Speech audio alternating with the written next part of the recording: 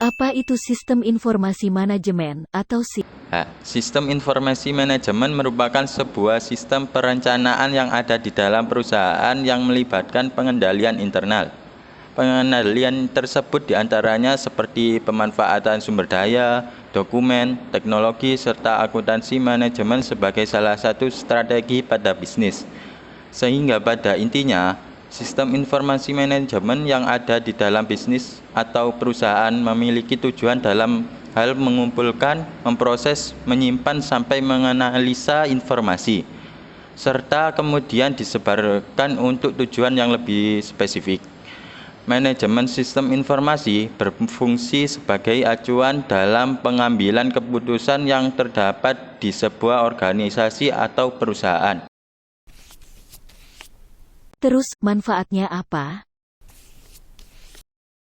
Dalam penerapannya, sistem informasi ini memiliki banyak sekali manfaat yang bisa didapatkan oleh perusahaan.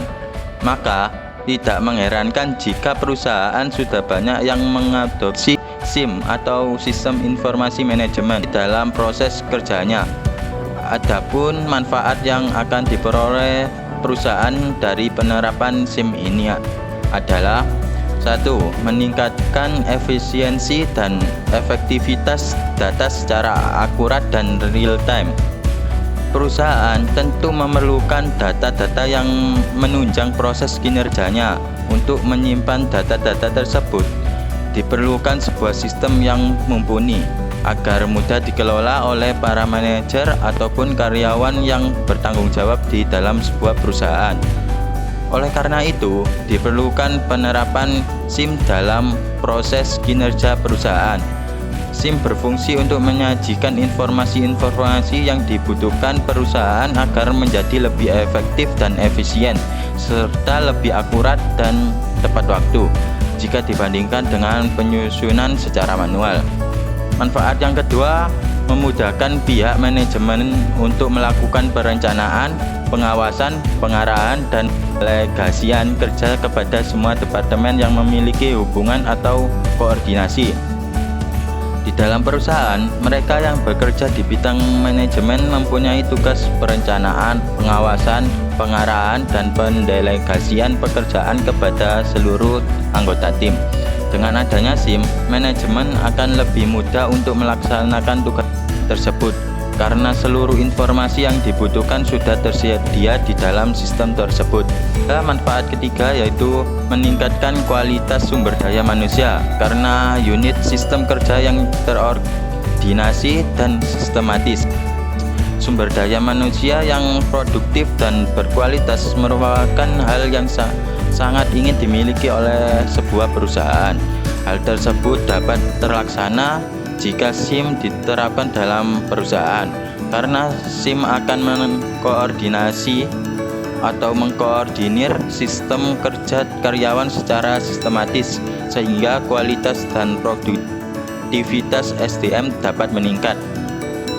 Manfaat yang keempat, meningkatkan produktivitas dan menghemat biaya perusahaan. Di era digital seperti ini, sistem untuk mengelola data guna meningkatkan produktivitas sangat dibutuhkan oleh perusahaan. Ada beberapa contoh sistem informasi manajemen dalam perusahaan atau organisasi yang umum diterapkan pada banyak perusahaan atau organisasi, seperti Enterprise Resource Planning, Transaction Processing System, Office Automation System, Knowledge Work System, Decision Support System, Expert System, dan Artificial Intelligence, Information Management System, Information Reporting System, Group Decision Support System, Executive Information System, Supply Chain Management, Computer Supported Collaborative Org. ERP adalah sebuah aplikasi sistem manajemen bisnis yang memudahkan pengelolaan bisnis secara terintegrasi.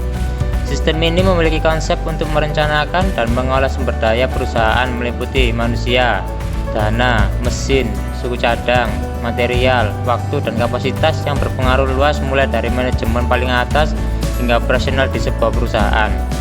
ERP biasanya digunakan oleh perusahaan dalam mengelola manajemen dan melakukan pengawasan yang saling terintegrasi terhadap unit bidang kerja yang ada di dalam perusahaan. Misalnya, bidang accounting, keuangan, pemasaran, sumber daya manusia, pengelolaan persediaan dan operasional. 2. TPS. TPS merupakan sistem yang dapat berfungsi untuk mencatat dan memproses data hasil dari transaksi bisnis seperti penjualan, pembelian, dan perubahan persediaan. Sistem TPS berguna untuk proses data dengan jumlah besar pada transaksi bisnis yang rutin. TPS biasanya diimplementasikan untuk manajemen gaji dan inventaris. 3. OAS. Sistem aplikasi ini berguna untuk memproses, menyimpan, dan mengirim data dan informasi dalam bentuk komunikasi kantor elektronik, misalnya untuk komunikasi antar departemen dalam suatu perusahaan dengan cara mengintegrasikan server-server komputer pada setiap user di perusahaan. Contoh adalah word processing dan electronic message. 4. KWS. KWS merupakan sistem informasi mengintegrasikan sebuah pengetahuan baru ke dalam organisasi, knowledge work system, mendukung para pekerja profesional seperti ilmuwan, insinyur, dan dokter dengan membantu mereka menciptakan pengetahuan baru dan memungkinkan mereka mengkontribusikannya ke organisasi. 6. DSS. DSS merupakan sistem informasi berbasis komputer yang menggunakan model keputusan dan database khusus untuk membantu proses pengambilan keputusan bagi manajerial end users. DSS dapat membantu para manajer dalam mengambil keputusan dengan cara mengamati lingkungan dalam perusahaan. 6. ES dan AI. Sistem ini pada dasarnya memanfaatkan kecerdasan buatan untuk mengkaji pemecahan masalah dengan memakai pengetahuan dari pakar atau tenaga ahli yang telah dimasukkan ke dalamnya. Pengetahuan dari pakar di dalam sistem inilah yang digunakan sebagai dasar bagi sistem untuk memecahkan masalah. 7. IMS berfungsi untuk membantu spektrum tugas-tugas dalam organisasi yang juga dapat dimanfaatkan untuk membantu menganalisa pembuatan keputusan. IMS juga mampu menyatukan beberapa fungsi informasi dengan program komputerisasi seperti e-procurement.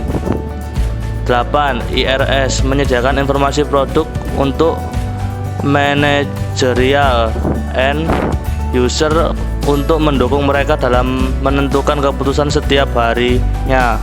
Akses data IRS berisi informasi tentang operasi internal yang telah diproses sebelumnya oleh Transaction Processing System atau TPS.